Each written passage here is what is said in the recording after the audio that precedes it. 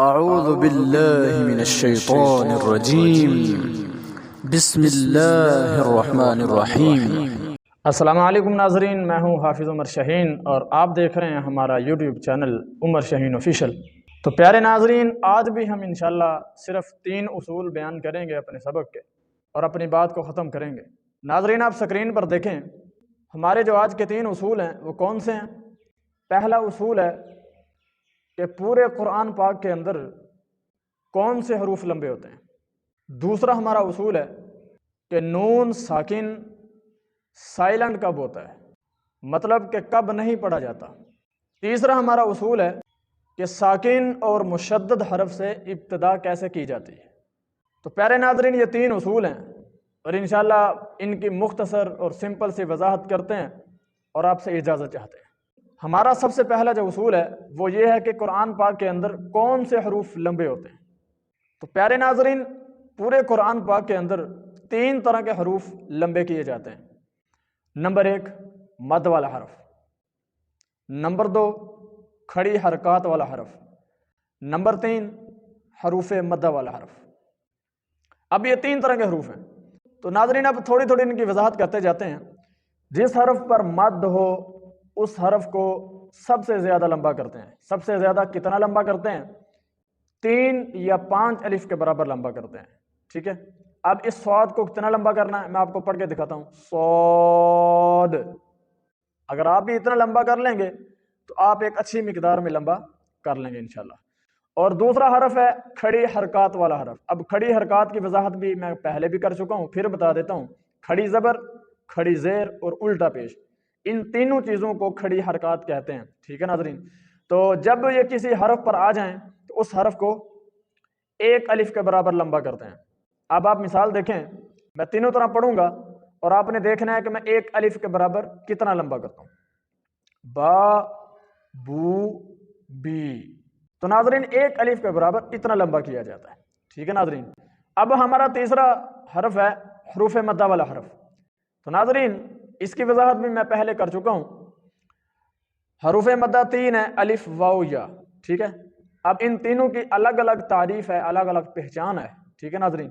تو وہ انشاءاللہ میں ایک مفصل طریقے سے اور آسان طریقے سے بتا چکا ہوں۔ حروف مدہ والا حرف بھی کتنا لمبا ہوتا ہے، جتنا ہم کھڑی حرکات والے حرف کو لمبا کرتے ہیں اتنا ہی ان کو لمبا کرنا ہے۔ اب اس کی مثال بھی دیکھیں، ایک ہی لفظ کے اندر تینوں کی مثال ہے۔ نو، ہی، ہا، ٹھیک ہے۔ اب نون کے ساتھ واو مدہ ہے، یہ واو مدہ کی مثال ہے۔ آگے چھوٹی ہا ہے، اس کے ساتھ یا مدہ ہے، یہ یا مدہ کی مثال ہے۔ اب آگے 2 آنکھوں والی ہا ہے، بڑی ہا ہے، اس کے ساتھ الف مدہ ہے۔ تو یہ تینوں کی مثال میں نے آپ کو دے دی ہے، نو، ہی، ہا، ٹھیک ہے ناظرین۔ اب ان کو بھی 1 الف کے برابر لمبا کرنا ہے، ٹھیک ہے ناظرین۔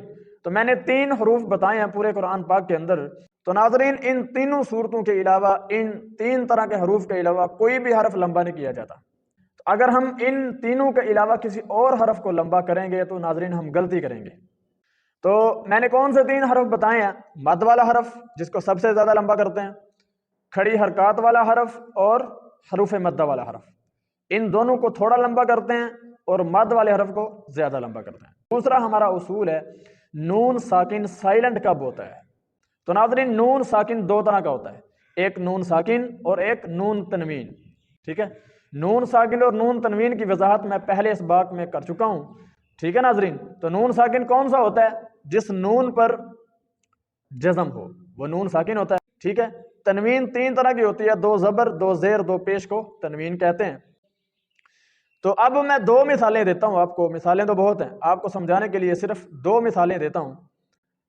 پہلی مثال ہے نون ساکن اور لام کی، من لدن کا۔ سکرین پر دیکھیں، اصل میں کیا ہے؟ من، نون ساکن ہے، آگے لام آ چکا ہے۔ اب یہاں پر جو نون ہے وہ بالکل ختم ہو جائے گی، لکھنے میں موجود ہے لیکن پڑھنے میں نہیں آئے گی۔ کیسے؟ من لدن کا، ٹھیک ہے۔ اب اس کو اگر کوئی پڑھے من لدن کا، من لدن کا، تو یہ غلط ہے۔ میم کو ڈائریکٹ لام کے ساتھ ملائیں گے تو یہ ہمارا بالکل درست ادا ہوگا، من لدن کا۔ اب آگے نون تنوین کی مثال ہے اور را کی مثال ہے، عیشۃ الراضیہ۔ تو ناظرین عیشۃ، تا کے نیچے 2 زیروں کی تنوین ہے تو اس کا نون ختم کرنے کے لیے ایک حرکت کو ختم کر دیتے ہیں تو نون تنوین ختم ہو جاتا ہے، ٹھیک ہے۔ اب تا کے نیچے ایک زیر ہے سمجھو، تو تا زیر را، تر، را زبر الف را، تر را، ٹھیک ہے۔ اب یہاں پر بھی نون کی آواز بالکل ختم ہو جائے گی۔ یہ تھی مختصر سی وضاحت کہ جب نون ساکن اور نون تنوین کے آگے لام یا پھر را آ جائے تو پھر نون ختم ہو جاتا ہے، نون کی آواز بالکل ختم ہو جاتی ہے۔ تو ناظرین اب تیسرے اصول کی طرف چلتے ہیں کہ جب ہم ایسے لفظ سے ابتدا کریں، ٹھیک ہے، جس کے شروع میں جزم ہو یا پھر شد ہو، کیونکہ جزم اور شد یہ تقاضا کرتی ہے کہ میرے ساتھ کسی کو ملایا جائے، ٹھیک ہے ناظرین۔ آپ سکرین پر دیکھیں، آپ کو دو مثالیں نظر آ رہی ہیں۔ تو ناظرین اب یہاں سے ابتدا کیسے کرنی ہے، اب یہاں پر کون سی حرکت دینی ہے، کیسے ابتدا کرنی ہے، اس کی وضاحت کرتے ہیں انشاءاللہ الرحمن۔ میں آپ کو اپنی ترتیب بتاتا ہوں، جو ترتیب میں نے خود بنائی ہے آپ لوگوں کی آسانی کے لیے، ایک عام بندے کی آسانی کے لیے، جو بندہ گرامر جانتا ہے، تجوید کا ماہر ہے، اس کے لیے نہیں ہے، ٹھیک ہے۔ تو ناظرین ایک عام بندے کے لیے میں نے ایک تھوڑی سی اپنی طرف سے ایک ترتیب بنائی ہے، وہ ترتیب بھی انشاءاللہ گرامر کے مطابق ہوگی انشاءاللہ الرحمن۔ تو پیارے ناظرین اکثر آپ نے غور کیا ہے کہ ایسے الفاظ جن کے شروع میں شد ہے یا جزم ہے، ٹھیک ہے، تو ان کے شروع میں ایک الف خالی ضرور ہوتا ہے۔ اس الف خالی کا مقصد بھی یہی ہوتا ہے کہ اس الف خالی کو کوئی حرکت دے کے اس جزم یا شد والے حرف کو پڑھا جائے، ابتدا کی جائے۔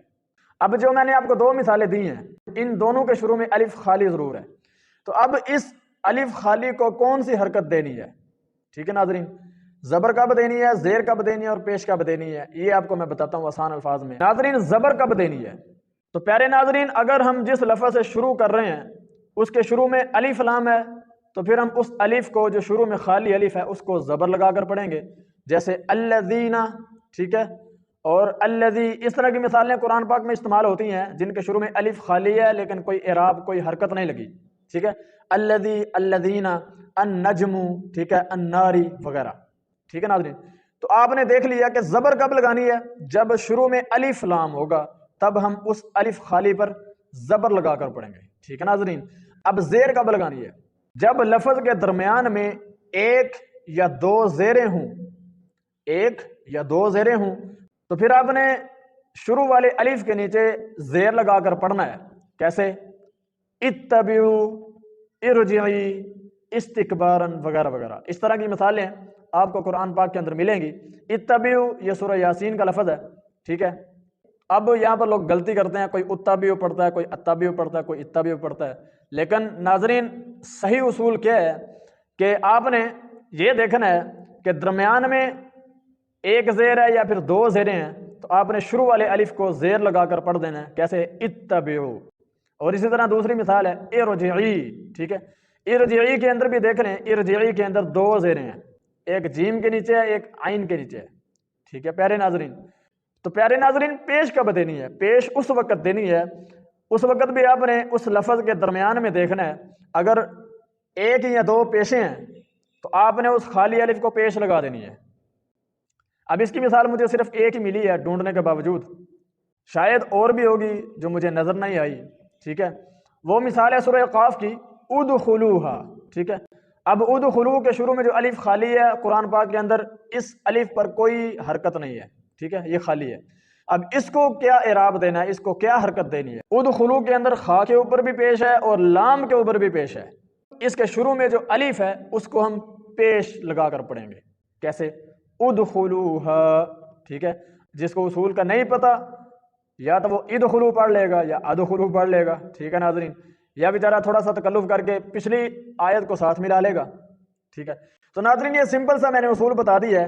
زبر کب دینی ہے، جب اس لفظ کے شروع میں الف لام ہے، ٹھیک ہے، الف لام اکٹھا آ جائے تو پھر اس خالی الف کو زبر لگا کر پڑھیں گے۔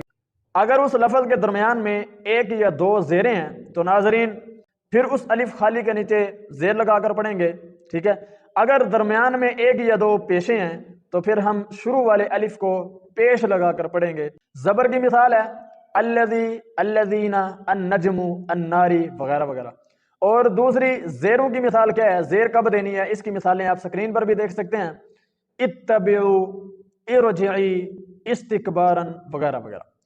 تیسری صورت کی مثال کہ جب ہم پیش دیں گے شروع والے الف کو، اس کی ایک مثال مجھے ملی ہے، تو وہ ہے ادخلوہا، ٹھیک ہے۔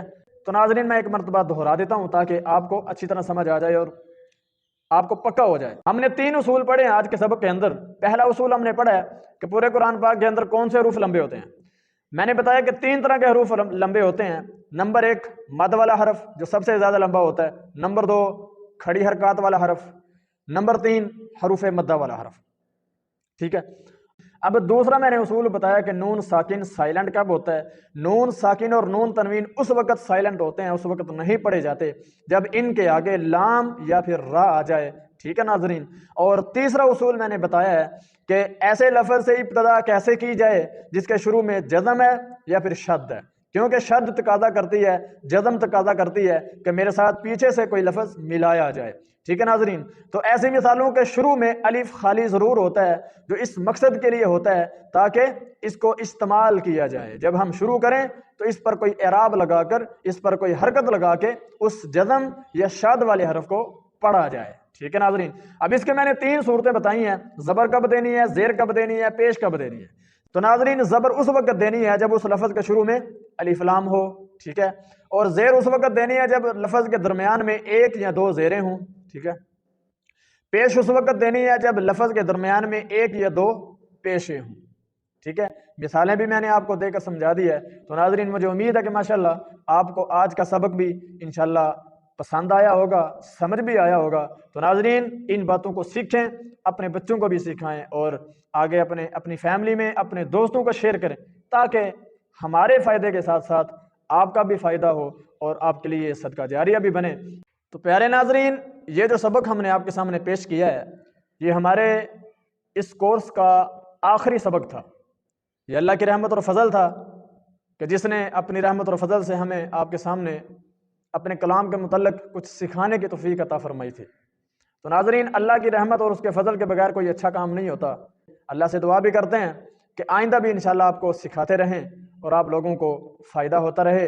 اللہ تعالیٰ ہماری اس ادنا سی کوشش کو قبول بھی فرمائے، ہمارے لیے بھی نفع مند بنائے اور اللہ تعالیٰ آپ کے لیے بھی نفع مند بنائے۔ تو پیارے ناظرین ملتے ہیں انشاءاللہ اپنے اگلے سبق میں۔